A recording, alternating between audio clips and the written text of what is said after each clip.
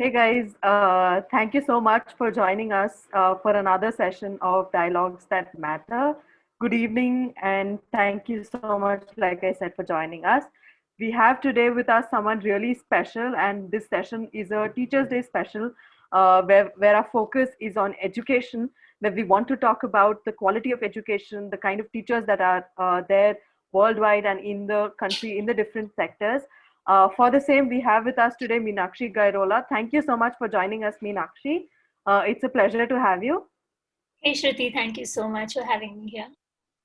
We are super excited and we want to get this conversation started around the education sector, and we couldn't have asked for anybody better. Let me introduce Meenakshi to those of you who have joined today. So, Meenakshi Gairola has essentially actually spent her career in the corporate sector, and then one half of it in the corporate sector, and the other half in the social development sector, where she managed a couple of roles right from research to fundraising. She's a mother of two teenagers, and at that point, when she interacted with a 13-year-old bright boy from a government school, she was shocked when the kid told, that I don't have a future. What will I do after standard 10? Who will advise me on what subjects I should take and which college would I apply to, right? So that was around 2 years ago, and I think that's what led Meenakshi to start Anahata United Efforts Foundation, which is a humble attempt at supporting young adolescents to leverage their education and to tap into their potentials. Thank you so much for letting us, pick your brains and understand what is happening. And I think I just want to get right into it, and I want to understand from you. What do you think is education to you? What does education mean to you? Super. So yes, let's jump right into it. Yes, Education is about knowing oneself. What am I good at? Am I, I could be good at my subjects. Am I good at math? Is that what interests me? Or is it, creativity, applying my art, applying my skills? So it's right, a 12-year, I'll stick to what our government and our system tells us to stick to 12 years of this self-revelation. What are my weaknesses? What am I not good at? Am I good at my people skills? Am I good at talking to people? Let me know myself better so I know how to launch myself into the world when I'm 18. I think that's what right. education is all about. Right, right. I think that that's a broad understanding of what education is or what education should be. Of course, naturally, when you talk about education, there's a very evident divide that kind of comes through, which is evident in almost every other sector in our country, unfortunately. But here it becomes a little more prominent because it kind of hinders the whole process of education, right? So how it's easy and honestly, we're all privileged to have had the kind of education that we have had, that we've had constant guidance and support from people around us who had that knowledge and support to support us as well, right? But then when it comes to the people or the kids who are from the underprivileged background, they rarely ever do have that kind of a support or any kind of encouragement also, for that matter of fact, to kind of take it forward, right? Could you talk to us a little bit about how education is a pillar to our society, right? And what is the reality, ground reality? Where do we stand today? Yeah, Shruti, I would agree and disagree with you in the sense Okay. that yes, education, be it a very well-known private school or a government school, at this point in time, it's all about rote learning. Wherever you are, we are all mugging up tons of equations, tons of formulas, tons of literature, which actually is so interesting. So Right.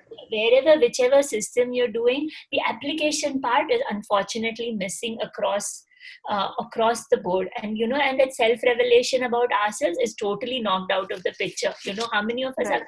questioning when we are doing our 10th standard both, oh, is history interesting to me, I just want to get done with that subject, kind of a thing usually happens to all of us, right? Right. So Right. across the board, if you ask me, that everyone is equally bored and tired of rote learning, be it a government school where they have no clue what they're doing. A quadratic equation can be replicated LHS equal to RHS just via rote learning. And that's the sad Right. part of what we have arrived at.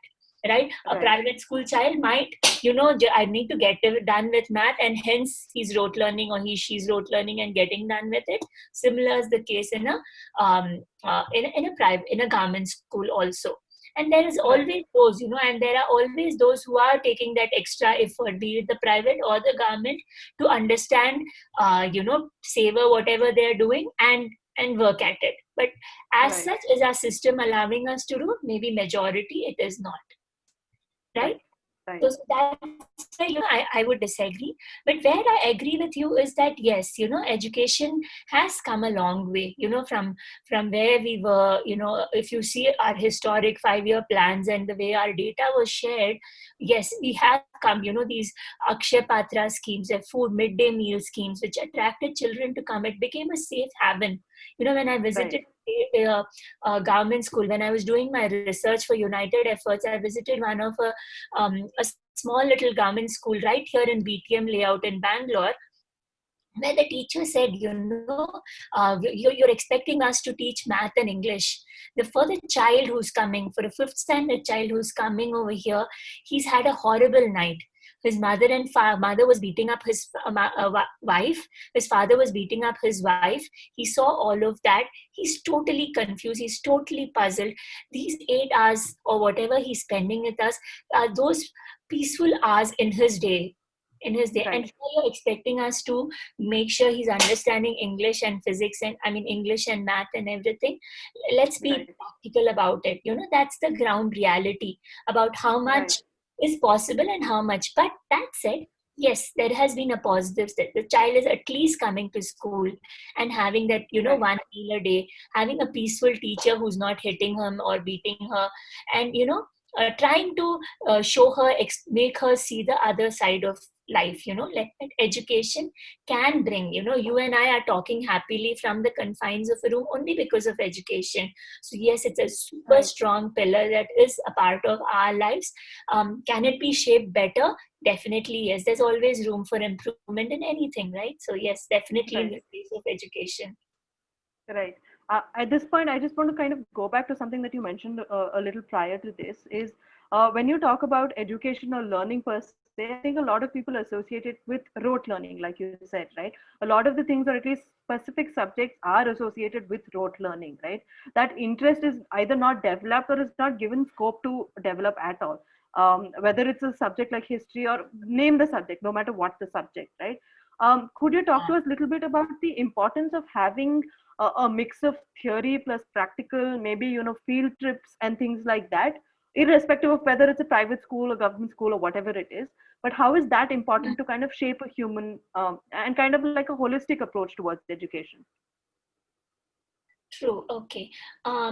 Say for example, I hated geography when I was in school, and now Right. with Google Maps, with the amount of travel I'd done, seeing how when you cross the equator and you go into Africa and Kenya, how we've totally moved over to the southern hemisphere.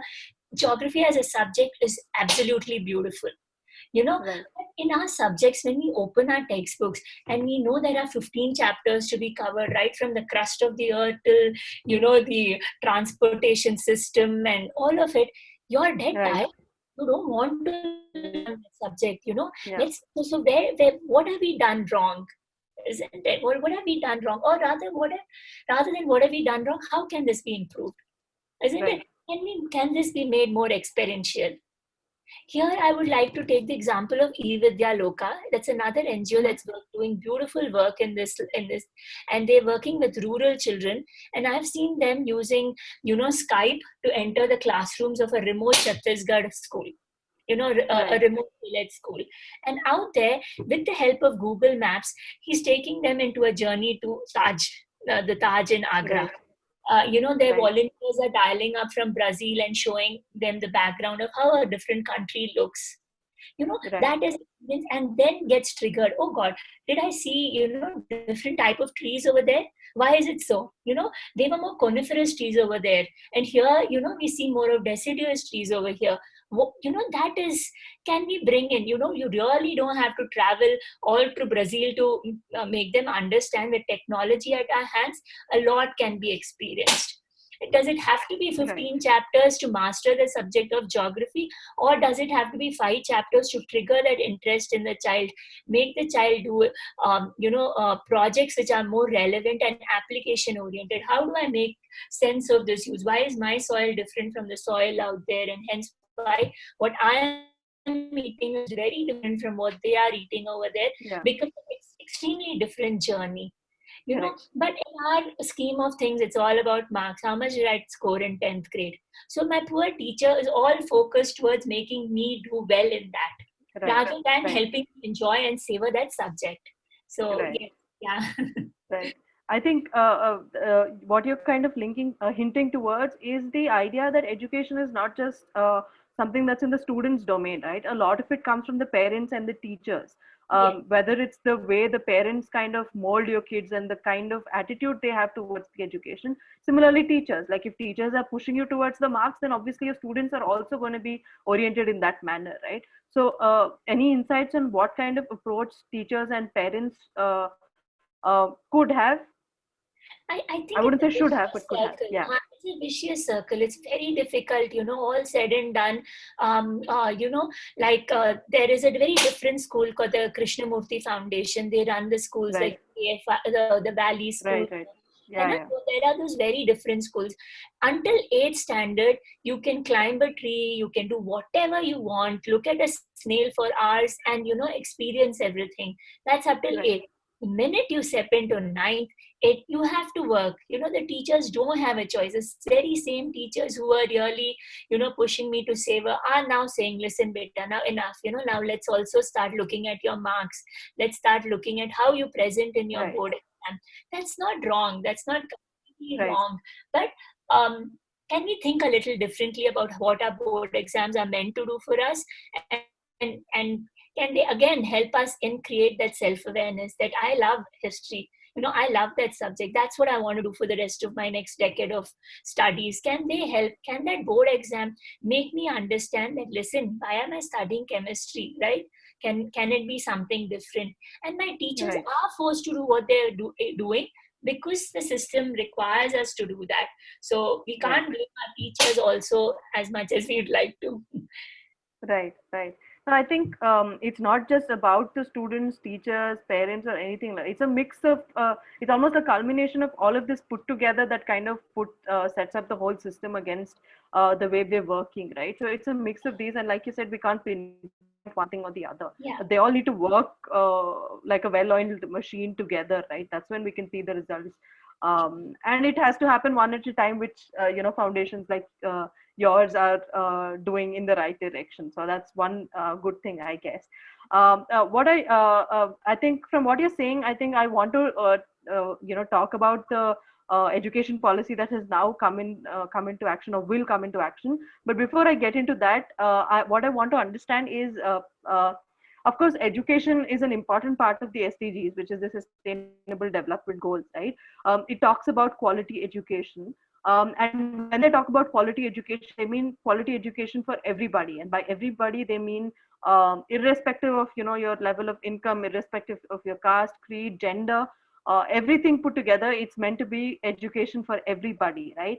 However, you will tell me, and I think you will agree that it's a lot of kids from the underprivileged backgrounds are all first generation learners, and hence they have a lot of difficulties that they face when they get into the education or get into school per se.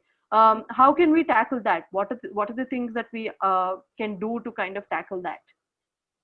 Sure. So like you rightly said, SDG 4 about quality education is about 3 things: access, affordability, and equitability. So if you ask me, access, in the underprivileged or the government school kind scheme of things, you have several Anganwadis. So, to initiate this, there are a lot of Anganwadis which have been put in place in order to get the children into the fold of education. A lot of primary, so it's like an inverted triangle. The number of lots of primary schools. So our gross enrollment ratio is right at 99%. So all our school children are going to primary schools, and then almost all of them are going into the upper primary schools. So when we say primary, we have first to fifth, and then 6, 7, 8 is your upper primary. And then you'll find that bunching over there. These are called the feeder schools. From the upper primary schools are what come into the high schools. So you'll have fewer number of higher secondary schools, and then a fewer number of PU schools. Also because your gross enrollment ratio is also reducing as you go higher and higher. For example, in terms of numbers, for every 100 children who are enrolling themselves into the system of education, only 25 are completing their education. When we say completing, becoming a graduate and being available in the job market. Right. So that's the kind of filter, and accordingly, our number of schools are also reducing. Right. So it's a demand and supply situation, right? If there is demand, if there's more demand, the government is going to put up more schools. If there's more demand, even the private sector has now sprung up. A lot of private small English medium schools have also sprung up. So yes, there is access. Is it affordable? Yes, there are schools which charge you zero, like the government schools, and there are schools which will charge you as less as 20,000 a year to compete in this small private medium schools. And there are also those who will charge you 5 lakhs a year or 20 lakhs a year to complete your education. And coming to equitability, you are concerned about the girl children, and is it equitable?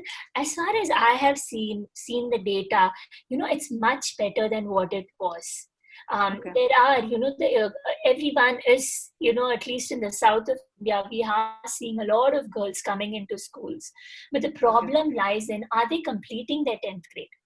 Are they completing their 10th grade, and what after that? Like, for example, we've taken our students for a visit. We had exposed them to the education sector, and so we've taken them on a visit to the, they know there are a lot of teachers in the schools, etc. So they know one job is a teacher or an administrator and all of that. We wanted them to see the other facets. So we took them to IIM Bangalore, and we also took them to the Bangalore University, the Jnana Bharati campus. And there, there was a researcher who told them he was researching on Mahatma Gandhi and his values and all that. And the children were fascinated. Okay, education sector doesn't only mean a school and teacher and HM. It also means lecturer. It also means researcher. They were thrilled. At the same time, a few girls broke down. They said, my parents aren't going to allow me to do all of this. After 10, I'm expected to get married. As that. So you're talking about Gandhi's values and equality, but look at my life. I'm like, so many years after Gandhi passed away also, and I'm not being allowed to study. After 10, they're worried about my security, and they want to get rid of me and that responsibility.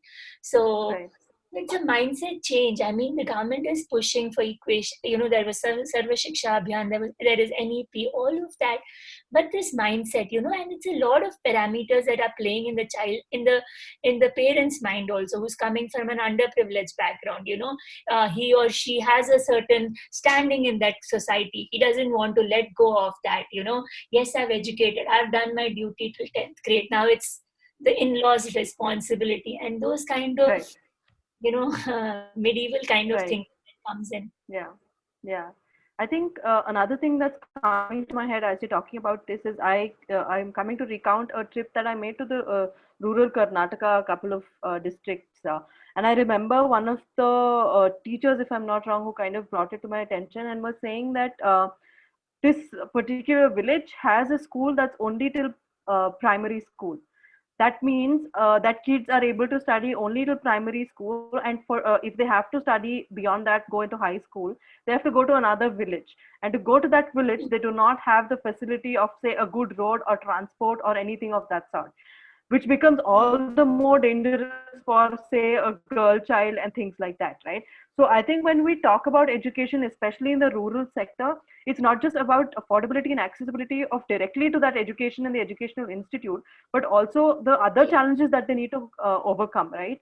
A lot of a lot of those things are things that are kind of overlooked. Could you maybe cite a few examples or talk to us a little bit about that? Maybe anything that you would like to share with respect to that? I don't have much awareness about the rural sector, and how the Okay. schools are over there. Our program has largely been in the urban area, in Sure. Bangalore particularly. But out Right. here also, the problem is similar, Right. when a girl is coming, from home, Right. there are several hurdles that she crosses, that she has Right. to enter into the bus, that she's being teased. All those things are playing in the child's mind when she comes into school. So, Right. so unfortunately, I'm sorry, I do not have much experience on the rural sector to comment about that. Right. But we see a lot of girls coming to school. If you currently it's COVID, and we're all trying to, all our government schools are trying to get to their students through WhatsApp, through video lectures, Zoom lectures, Google Meet lectures, and all of that. And if you see out there, if 15 children in a class of 40, say 15 children have a smartphone and they are able to come online, 12 of them will be girls. you Right. know that's the kind of enthusiasm, maturity, and intent that we see in a girl child. While Right. there are 3 4, the boys are thinking, oh, I'll anyway become a Swiggy driver, so why do I study? Why should I attend these Vidyagama lectures? You'll see a predominance of girls in those classes. Their Right. enthusiasm, the clarity with which they're talking is beautiful. Right. They can compete time with our private school children. Right, right. I think that's very heartening and quite positive and optimistic to see that there are kids like this who are whose spirits are not kind of brought down. So that's really nice to know. I think that's a good segue to understand what United Efforts does. Could you talk to us a little bit about your projects? What is it that you have been up to in the 2 years? Anything that you would like us to particularly know about? Sure. So, like you said, what is education about? It is to leverage my potential as a child, right? And how do I Right, leverage? I'm a child of a, say, a housewife, and my father is a painter who goes and paints Asian paints or whatever. He does that kind of a job. So, my exposure in life is restricted to what I see in my neighborhood, right? right, So my aspiration is also incremental, or it is, take the path. So when we did a research in all our high schools, 70 to 80% of the children, after I'm talking only about the government school children, after they finish their 10th standard, 70 to 80% of the children blindly take commerce.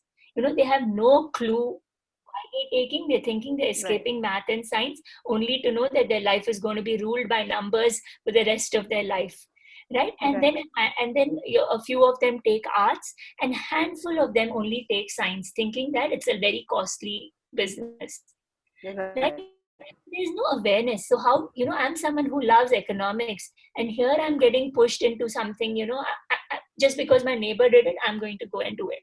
So that right, exposure is super lacking for a child coming from an underprivileged background. In our case correct. also, every time I talk about this, there are many IB school children and also, private school children who say we also require career guidance. But it's a different level. Your parents can afford to take you to a career counselor, and there are dime a dozen uncles and aunties in our lives who can help them out, right? But Right. in the case of a government school child, the parent thinks that I've sent the child to school. Now something happens in between, that there's a black box over there, and now my child has to become the super competent person who works in an IT firm with a tag over there and earning sumptuously, so we can get our 2 BHK house and lead a life without poverty. They have no Right. clue what the child is going through. Is it even possible to achieve that? And all the time the parent is drilling this into the child's mind, that you're going to take me out of poverty. But is the child able to do that?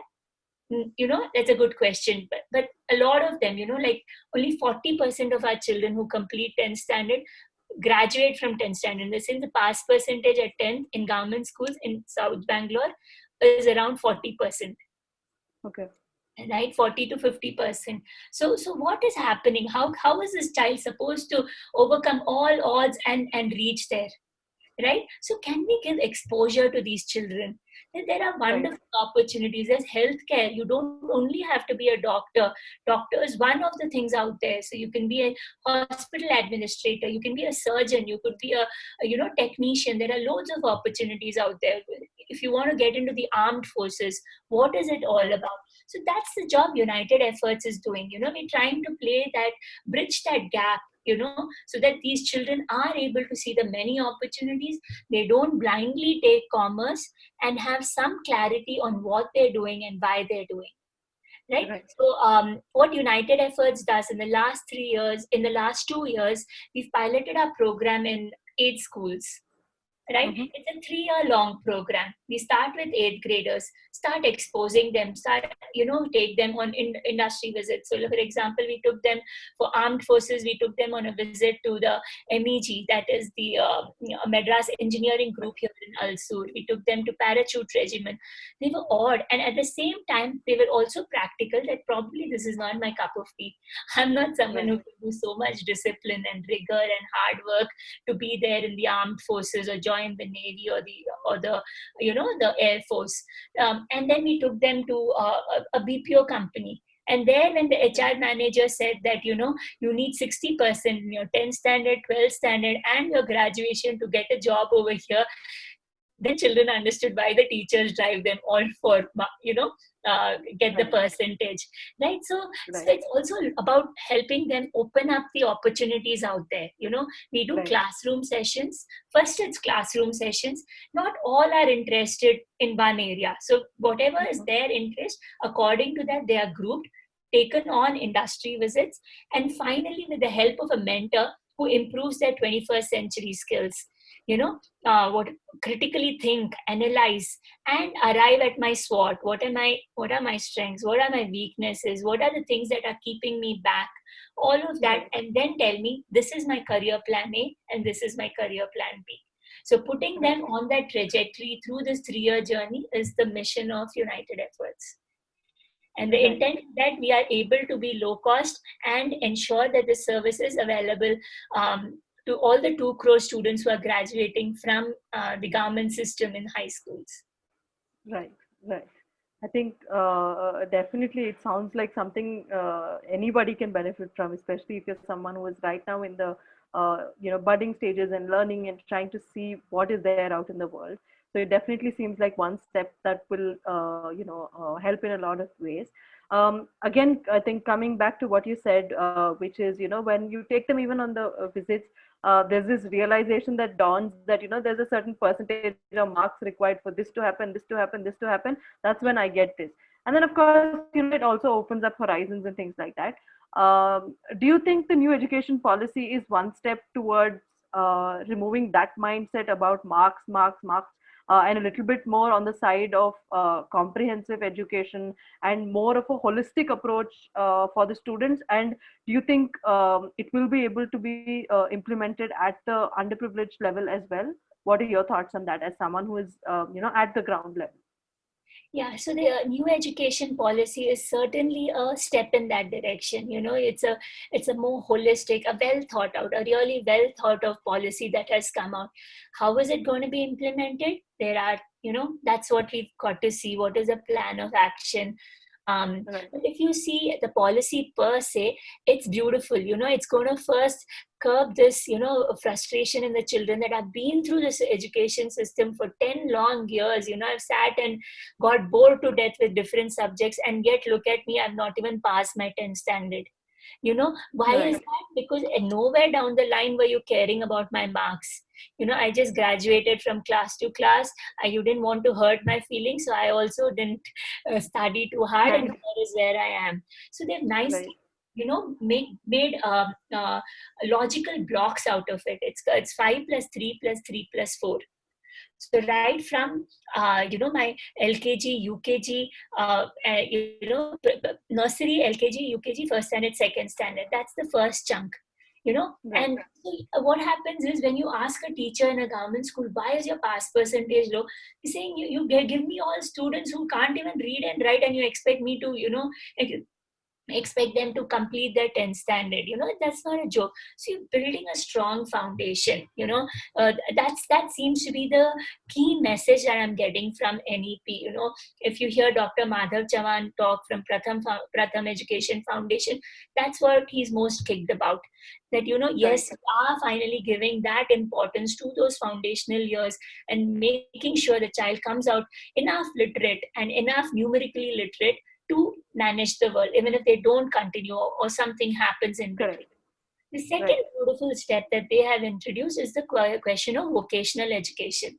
A Right. lot of our government school children are very good with their hands. They're naturally, very, what are they called? Yeah, the when you hand and leg movements are perfect, and you're like, you can do a lot Motor of skills?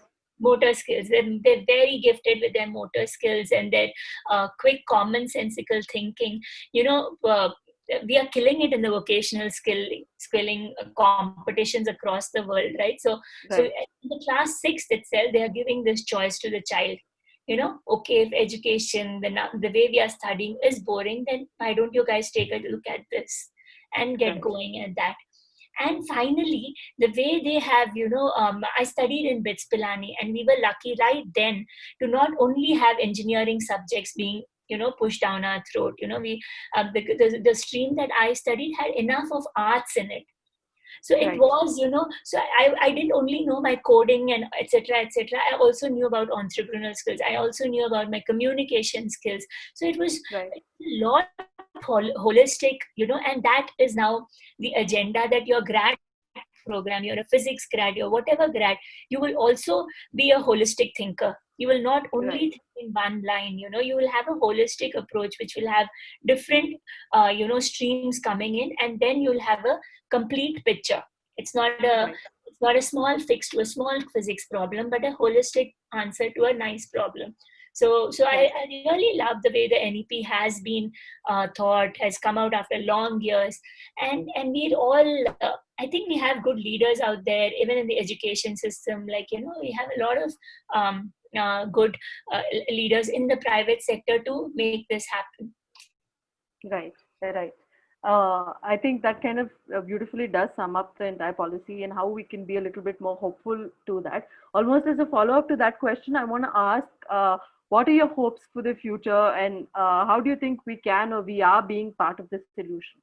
By we, I mean, of course, your efforts at United Efforts and in general as well. Right.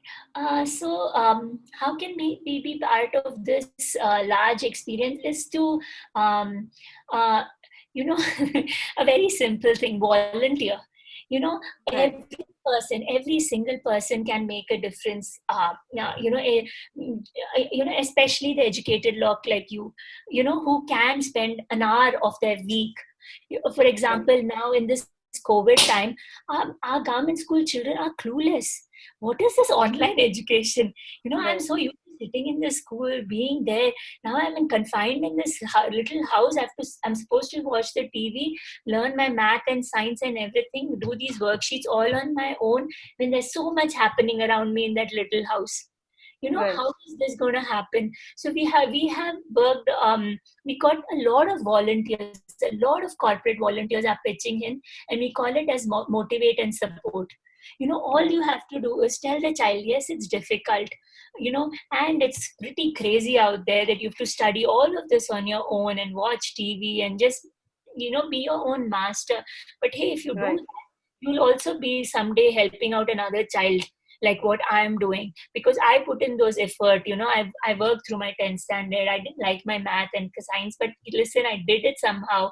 And if you do it also, you will also be in a good position. So just give it your hope, give it your all. Kind of a simple motivation talk which we anyway have heard all our life, our parents doing to us, our neighbors doing to us. So let's just reciprocate and do it to another underprivileged child, and it will go a long way in this child. That Didi told me this, that Anna told me this, can push a child in the right direction. So yes, that's something I would strongly recommend everyone. And the other thing I would say is, our teachers, the government school teachers, or any teacher in our society, for example, is not respected as much as they should be. right? Right. It's super difficult. You stand in a classroom of 60 children in a government classroom, you'll go mad. You will go literally mad.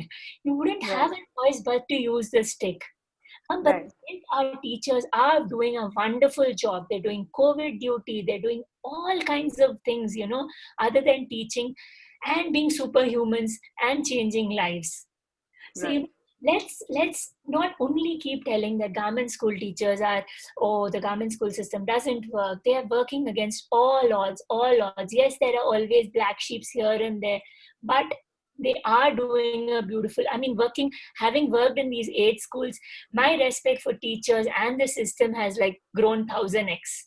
If Right. I was in their position, I would have been a horrible failure. To Right. motivate yourself and come and say no, another day, but another chance at making a difference in their lives, right? So Right. they're doing a beautiful job. They need all our support, all our encouragement, given such good policies and implementation support to make things happen for the student. It can't Right. work if we ignore our teachers. Right, right. I think that beautifully kind of sums up the entire conversation that we have had. Before I let you go, one last thing, and I'm going to catch you off guard here. Since it's Teachers' Day, I'm going to give you, I'm going to open this up to you. If you want to maybe thank a teacher who has been a part of your life and talk to us a little bit about that teacher. It needn't be a teacher from the institutional compound per se, but anybody who has educated you or taught you something that has been invaluable to you as a token of gratitude, perhaps. Yeah. The one teacher who always comes to my mind when I was in 6th grade, I was a horrible, horrible student. You wouldn't believe me how horrible I was. But there was this one English teacher, and for Teachers' Day, I made this simple card for her. She didn't see Okay. me as a poor student or anything, and she really loved the little card I made for her, and heartfully thanked me for it. And that, in Right. all these years, through education, through graduation, post graduation, that's one teacher. Her name is Mrs. Vijayan. She is from Bangalore, Right. and that's what, because all that a child requires, any strata of the society, is that bit of kindness. Seen as an Right. independent individual human being, not a walkie-talkie numbers. I'm not a 92% or a 50% or a 20%. She saw me for who I was and thanked me Right. for the effort that the child put in, right? So Right. I guess, that's what, as a teacher, we all remember that one little pat that teacher gave me. And isn't it, I mean, that's what yeah, that's the teacher who always I Right. remember on Teachers' Day.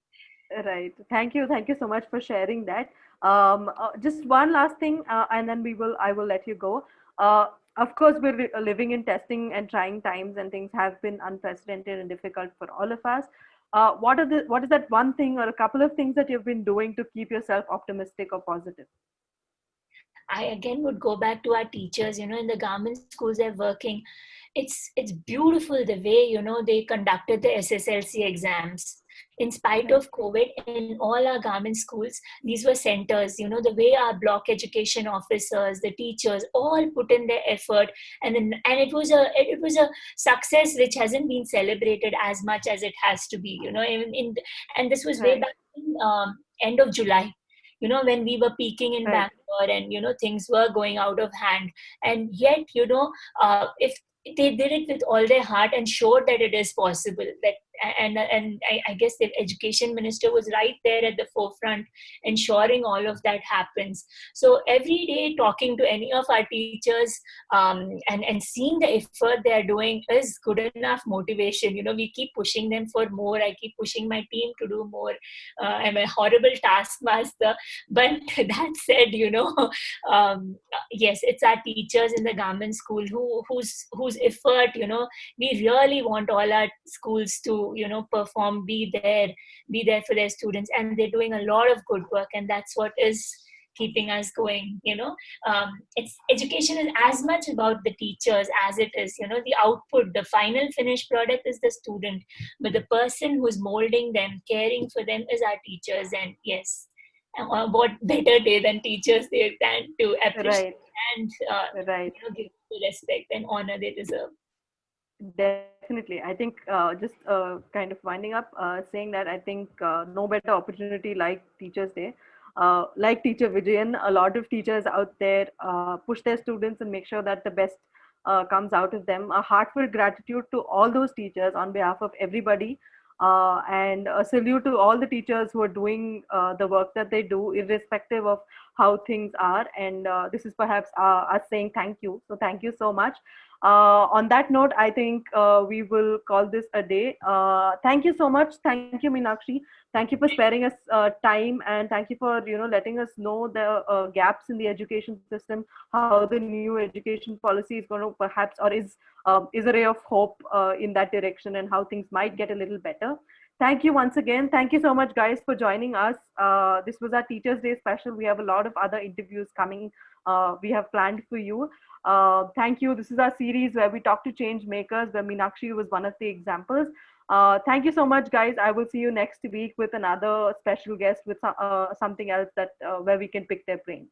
So thank you so much. I will see you guys next week. Thank you once again, Meenakshi. Yeah, thank you so much, Shruti. Bye bye. Thank you. Bye.